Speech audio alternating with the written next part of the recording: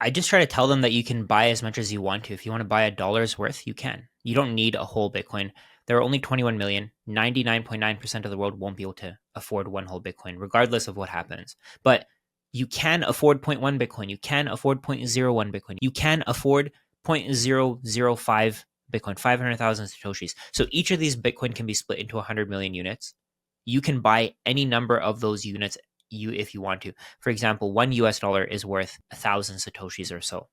$1 is worth like 700 Satoshis. So if you have $1 a month, put $1 a month into it. It's that simple. If you don't want to buy any amount of Bitcoin, it's up to you. You have the chance, but most people are just ignoring it because they think it's going nowhere. I think I'm pretty radical in saying that Bitcoin is going to $1 million. It's going to $10 million because 99.9% of the world doesn't see that. They don't get it. They don't understand it.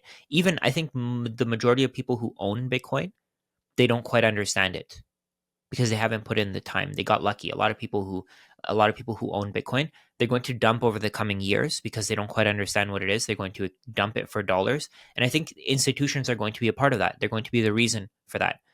I personally think the way that I see it, institutions are going to bump the price up to price out anybody who can't afford it. So to price out anybody who hasn't bought yet. So what they're going to do is they're going to offer more and more dollars because they can. Dollars can be created out of nothing.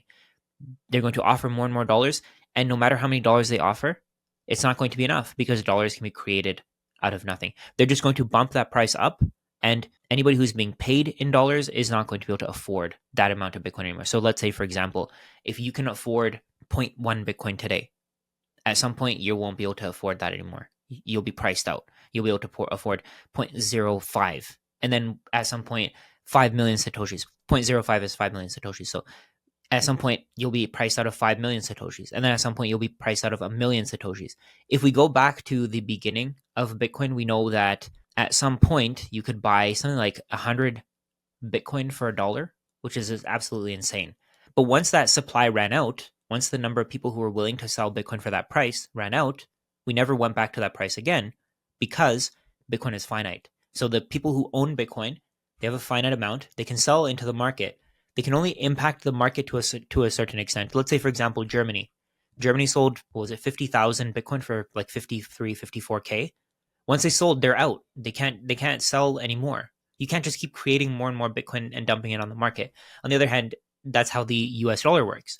When there's demand for the US dollar, when the purchasing power of the US dollar increases, the Federal Reserve wants inflation. The Federal Reserve will print more, and it'll tell banks to issue more dollars. More people will go into banks and they'll take on loans, and they'll bring that value of the dollar back down. There's an intent there of bringing the value of the dollar down. On the other hand, with Bitcoin, nobody can do that. If you have Bitcoin, you have a finite amount of Bitcoin. Once you sell it, it's gone. You're probably going to be paying a lot more to get it back. And I think that's the difference here. So the people who think, oh, I can't afford 1 Bitcoin, I can't afford 10 Bitcoin, I can't afford 1,000 Bitcoins, I'm going to buy this random altcoin because for this altcoin I can buy thousands. Why wouldn't I want thousands of this random altcoin? They're going to miss out. I think those are lessons that you're going to have to go through. It's like buying a penny stock. For example, when I was first into stocks, when I first got into stocks, I was buying random penny stocks because I saw Apple at like $500 before the split that happened. I think now that's probably worth like 25, 3,000, $4,000 or whatever. But I ignored it because I saw these other penny stocks that were much cheaper. I thought that those penny stocks had more potential because Apple had already grown so much. Of course, I got burned. I think for a lot of people, they're going to have to go through those lessons. They're going to have to see their portfolio go to zero for them to really learn that lesson. And who knows, at that time, maybe they'll be able to afford 1/10 of the Bitcoin they can afford today. Yeah, boy, it's a very sobering thought. How do you how do you explain money to people? Like, when you have people, friends, family, whoever, what is your explanation of money to them? And because it's really the genesis of all this, right? In the underlying, because in the context of where I'm going with this too, I think that people get. I was just talking to someone over the holidays a month ago, and they were confusing inflation with capitalism, and they kept thinking like, well, like inflation is just part of capital. Like, what do you mean? Like deflation is going to kill the world? Is we're going to be in famine and all? And I was like, no, no, no. Like you're conflating things. Like the monetary layer is the bedrock. It sits underneath the economics. The economic system's up here, and then your monetary layer is down here. They're separate things. And I think so much of society has them like they're together, and it's just like that's just. So how do you kind of see all that, and how do you explain the system, I guess, and how it works? What is money? One of my sister-in-laws actually asked me that question. She said, hey, why do you think Bitcoin is going to go up? So I tried to explain to her why the current financial system is corrupt. So I had a $20 bill in my pocket, and I showed it to her. I said, hey, you know that governments can print this. They can create as many of these as they want to. And she said, oh, I didn't know that they print money. I didn't know they could create as much of it as they want to. So I told her, yeah, that's what's happening. She's a nurse, so she gives away her time, effort, energy to help other people. She spends a lot of time at work. Of course, nurses have 12-hour shifts. They work 3-4 days a week, so they're working a lot. And I told her, you're sacrificing all of this time that's finite, that you're never going to get back, and you're getting back these things that somebody else can print. Why would you give up your hobbies? Why would you give up your time with your kid? Why would you give up time with your family in order to pursue this thing that somebody else can print? I don't know if it really clicked for her, but I think that really helps to put into perspective for a lot of people, because they spend the majority of their time working for money. They spend the majority of their time trying to make money. And most of these people aren't where they want to be in life because the money that they have is being printed out of nothing. More and more dollars are being added to the economy. So what's happening is they're saving, they're putting in their time, they're doing everything right. They're spending less than they earn.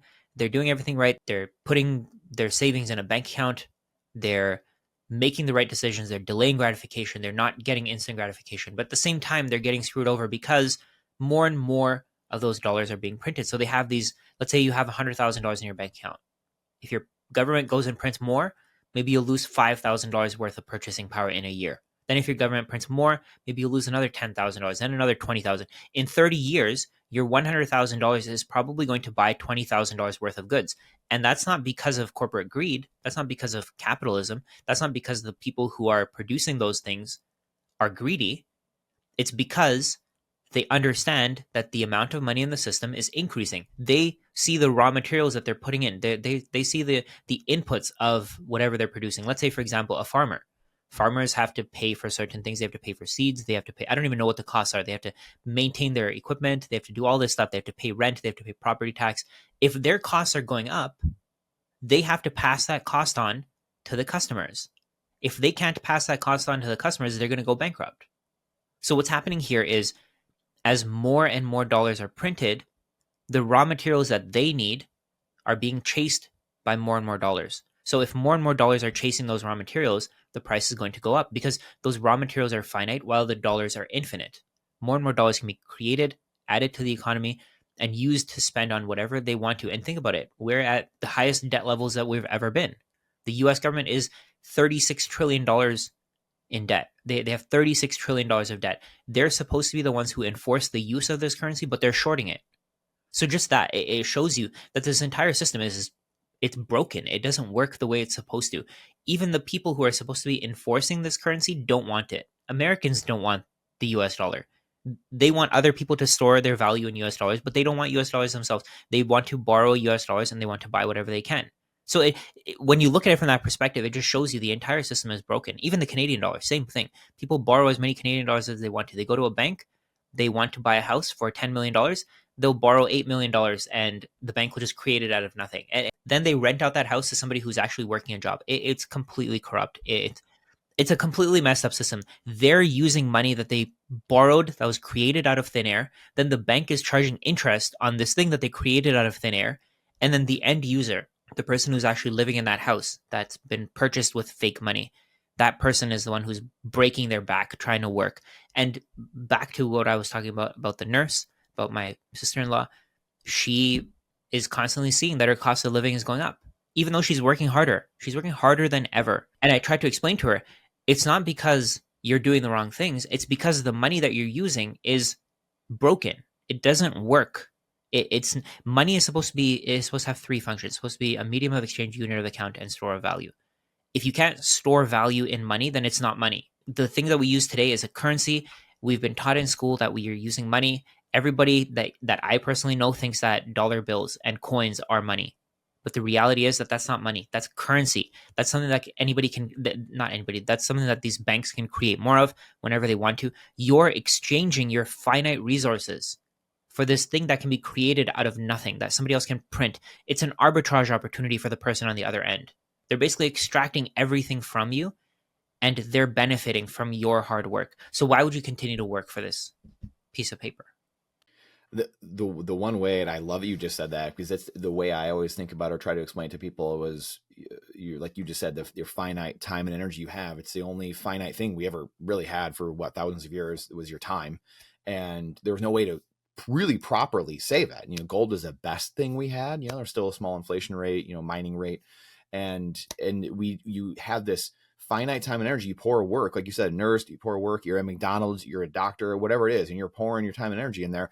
And there's a little inflationary hole in the bucket, right? And you just go to sleep and you wake up and half of it was gone. You're like, what is going on? But Bitcoin we finally found this finite container perfectly matched and equal to your finite time and energy, where it just stored it up and it didn't go anywhere. Like, it actually grew over time as you poured more work into it. And it was just like, you have to find the finite container for your finite time and energy. And right now, people are just trading finite time for infinite liabilities. Like you said, like, they can just print it up in a basement out of nowhere, wondering why we're getting poor. It's truly remarkable.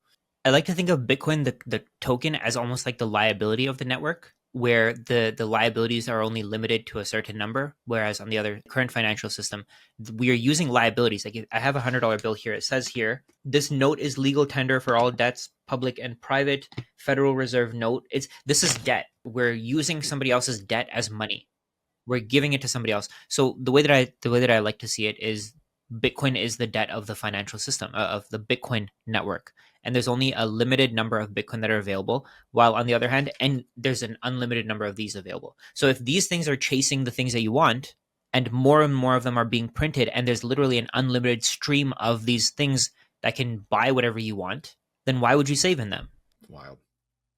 Makes no sense. I mean, really, people just don't even take the time for 2 seconds to step back and think about it. For those that don't know, Rajat, he was a CFA and still is, I believe, correct? He's, Yeah. So you, a chartered financial analyst, and what was that world like? Like, how did the people you're around, you have these, academic, elite mindsets, that world, whatever, call it Wall Street, like this financialized world. Did they know what money is? Like, what was this world like, and what was the response been with you kind of coming over to the dark side, I guess, so to speak, to the enlightened side? If you want the answer to that question right there, and you like that spicy clip, check it out here. Come on, we'll see you in there. But if you want the full interview in its entirety, all the spicy clips put together, and you're not going to want to miss it, believe me, then check that out here. Come on, we'll see you in there. Do it.